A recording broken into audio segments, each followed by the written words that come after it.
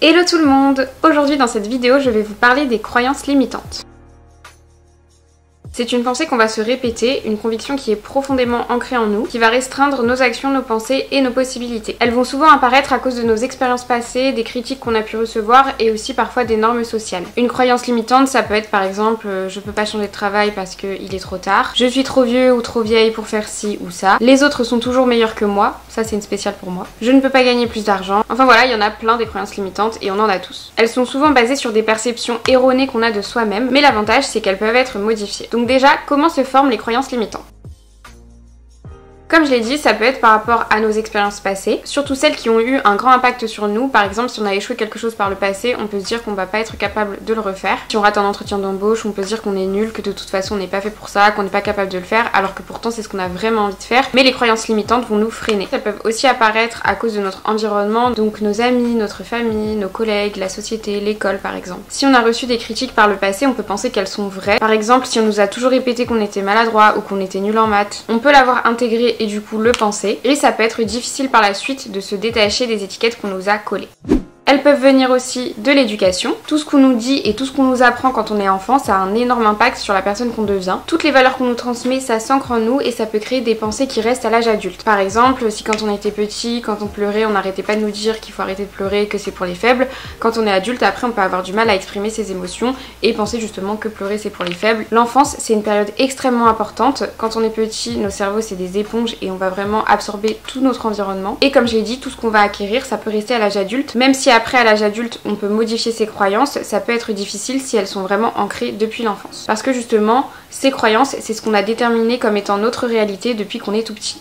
Les croyances limitantes, elles peuvent aussi venir de nos propres interprétations. Deux personnes peuvent très bien vivre la même situation mais l'interpréter de manière différente et du coup ça aura pas le même impact sur chacune d'elles. Si on reprend l'exemple de l'entretien d'embauche, deux personnes qui sont recalées en entretien d'embauche, l'une peut se dire que c'est parce qu'elle est nulle et du coup abandonner, et l'autre peut voir cet échec comme un apprentissage, une leçon, et du coup ça va la motiver à poursuivre, à persévérer et à atteindre son objectif. Et elle peut se dire justement que ça va lui permettre de réajuster des choses pour réussir par la suite. Il y a aussi la peur de l'inconnu et du changement qui nous empêche de faire certaines choses et qui nous enferme dans nos croyances limitantes. Par exemple, si notre rêve, je sais pas, c'est d'ouvrir une boutique de vêtements, on peut se dire je suis pas capable de le faire, je peux pas quitter mon job parce que sinon je vais pas réussir, de toute façon j'ai pas les moyens de le faire, il y a déjà trop de concurrence donc ça sert à rien que je me lance. Tout ça, ça va être des croyances limitantes qui vont nous empêcher de passer à l'action parce qu'on va avoir peur.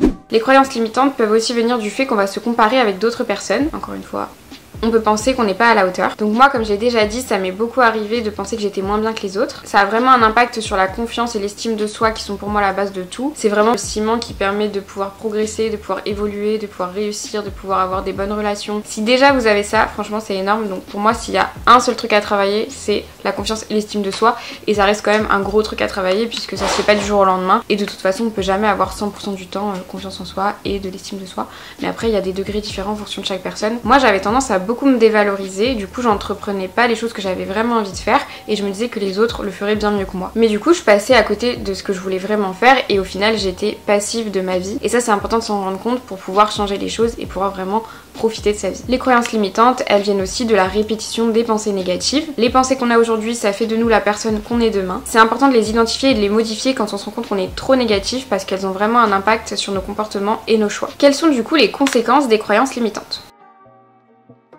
C'est vraiment des barrières psychologiques. On peut, comme j'ai dit, se priver de réaliser son rêve, de changer de métier, de faire le tour du monde par exemple, parce qu'on a peur, qu'on manque de confiance et d'estime de soi et qu'on a une perception de soi qui est négative. On peut avoir tendance à s'auto-saboter, même inconsciemment, par peur de ne pas réussir. Le fait de se dévaloriser constamment, ça a un impact aussi sur ses relations. Ça peut nous empêcher d'évoluer, on va stagner, rester dans une vie qui au final ne nous convient pas totalement. On ressasse des pensées négatives et comme je l'ai dit, on devient passif de sa vie. Personnellement, j'étais tellement focalisée sur les pensées négatives avant, je voyais toujours le verre à moitié vide, que dès qu'il m'arrivait un truc bien ou que je réussissais, j'étais presque là à m'excuser et à me dire que je le méritais pas. Au final, ça m'empêchait de vivre pleinement les moments de bonheur et je m'attendais toujours à ce qu'un truc négatif arrive.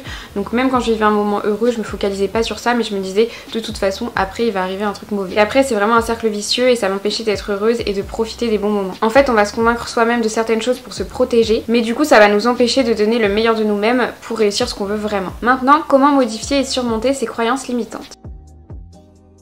La première étape, c'est toujours de les identifier. On peut les noter si ça peut nous aider à en prendre conscience, observer quelles pensées sont rattachées à ces croyances limitantes et essayer de les remplacer par la suite par des pensées et des croyances plus positives. Par exemple, si on se dit j'ai fait une erreur, au final on peut se dire ça m'a appris une leçon. Si on a tendance à parler beaucoup de problèmes, on peut à la place remplacer par opportunité. Si on a tendance à se dire c'est nul, on peut se dire je vais l'améliorer. Il faut se demander si les croyances sont basées sur des faits réels ou sur nos propres interprétations. Si on a une croyance limitante, il faut chercher des preuves du contraire, retrouver dans ses anciennes expériences les moments où on a réussi à surmonter des obstacles, parce qu'il y en a forcément. C'est vrai qu'on a tendance à être très dur envers soi-même. Par exemple, moi je pensais que je serais pas capable de trouver le job que je voulais vraiment en sortant de l'école, parce que j'avais la croyance que j'étais trop timide, que j'étais moins bien que les autres, que les profs nous rabâchaient qu'il y avait pas beaucoup de postes, que peu de personnes y arriveraient. Toutes ces choses-là étaient dans mes pensées, donc finalement me freinaient, mais je savais au fond de moi que c'était vraiment ce que je voulais faire, donc j'ai quand même essayé, j'ai persévéré et j'ai fini par réussir. Du coup, ça m'a apporté la preuve que mes croyances limitantes n'étaient pas fondées. Et aujourd'hui, quand je doute encore de mes capacités à faire quelque chose, je me remémore du coup dans mes expériences passées ce que j'ai réussi à faire pour me prouver justement que je suis capable.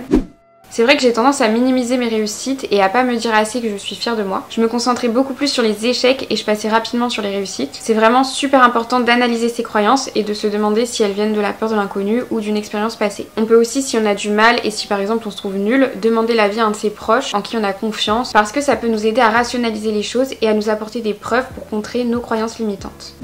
Pour contrer les croyances limitantes, je trouve que c'est aussi super important d'être reconnaissant. La gratitude, j'en parle souvent, mais pour moi c'est quelque chose qui a beaucoup d'impact. En se concentrant sur le positif, ce qu'on a aimé faire, ce qu'on a réussi à faire dans notre journée, on voit les aspects plus positifs des choses et ça impacte nos pensées et notre vision. Moi j'avais beaucoup de croyances limitantes, dont celle que je ne peux pas changer ma timidité, que j'étais comme ça et puis c'est tout. J'en avais déjà parlé dans une vidéo. Les autres personnes me disaient aussi que j'étais timide, donc ça a renforcé cette étiquette et je me suis enfermée dans cette case, sauf que j'en souffrais beaucoup. Grâce à mes expériences, en prenant confiance et estime de moi, j'ai compris qu'on peut changer et que rien n'est figé, même si c'est pas toujours facile et que ça se fait pas du jour au lendemain. J'ai compris aussi que c'est ma responsabilité de me prendre en main, de changer ma vie pour aimer ma vie et ne pas passer à côté. Il faut jamais se laisser définir par quelqu'un et si on n'aime pas quelque chose chez soi, se dire que ça peut changer même si ça prend du temps et que rien n'est figé, c'est super important. Il faut vraiment trouver en soi ses qualités parce que tout le monde en a et comme j'ai dit plus tôt, se remémorer régulièrement ses réussites parce qu'on en a tous forcément. Si on n'arrive pas à les trouver, on peut encore une fois demander à des proches bienveillants de nous en dire. Quelque chose qui n'est pas à négliger non plus, c'est vraiment le pouvoir de la pensée positive. Je pense que je ferai une vidéo dédiée que à ça, donc je vais pas trop m'étaler. Enfin, je vais essayer. Première chose, il faut être convaincu que nos pensées peuvent influencer nos actions. Quand on favorise des pensées positives et optimistes, on favorise son bien-être mental et émotionnel. Bien sûr, le but c'est pas de tomber dans la positivité toxique et de voir tout en positif, il y a des nuances, mais essayer de trouver le positif dans plein de petites choses, ça peut vraiment aider. Et on peut bien sûr vivre ses émotions négatives, ça dépend du contexte, et après puiser dans des choses positives pour surmonter les obstacles. Le but c'est de mettre l'accent sur les aspects positifs de notre vie plutôt que sur les difficultés. Encore une fois, ça dépend du contexte, bien sûr. En se concentrant sur les opportunités et les solutions plutôt que les obstacles, on va plus facilement résoudre les problèmes et surmonter les épreuves. La pensée positive, ça permet de réduire son stress, mieux gérer ses émotions et améliorer son bien-être en général. Une attitude positive, ça peut nous aider à attirer des expériences positives parce que nos comportements et nos choix vont refléter notre état d'esprit optimiste. Donc comme j'ai dit un peu plus tôt, c'est important de remplacer ces croyances négatives par des formules plus positives. Au début, on va peut-être pas y arriver à chaque fois, mais plus on le fait, plus ça va être naturel. Et bien sûr, il faut trouver sa propre formulation et pas forcément un truc préfet qu'on va pas retenir et qui va pas être naturel pour nous. Par exemple, si on se dit j'ai pas assez de temps pour moi, on peut se dire à la place j'ai la capacité de réorganiser mon temps pour trouver du temps pour moi. Si on se dit je suis pas capable de réussir ce job, on peut se dire j'ai toutes les compétences nécessaires pour réussir ce que j'entreprends. Vraiment s'entraîner à parler plus positivement et petit à petit ça viendra naturellement comme je l'ai dit.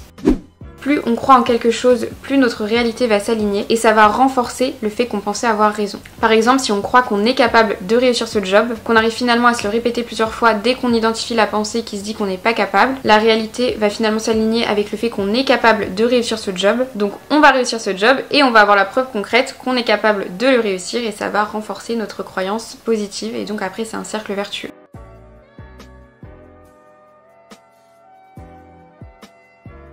Pour conclure, il faut se dire qu'on a vraiment tous des croyances limitantes et que ça peut mettre vraiment du temps à s'en défaire et à les remplacer. Il faut vraiment trouver ce qui marche pour soi-même, mais ça en vaut la peine. Transformer ses pensées, ça permet vraiment de transformer ses comportements, ses actions et donc au final sa vie. L'important c'est vraiment de persévérer. Le but c'est pas d'éliminer toutes les croyances limitantes, mais vraiment d'apprendre à les surmonter et se concentrer plus sur le positif. En modifiant sa perception, on modifie, comme je l'ai dit, petit à petit sa vie. Donc voilà pour cette vidéo, j'espère qu'elle vous aura plu. Si c'est le cas, n'hésitez pas à aimer, à vous abonner et moi je vous dis à bientôt pour une prochaine vidéo. Ciao!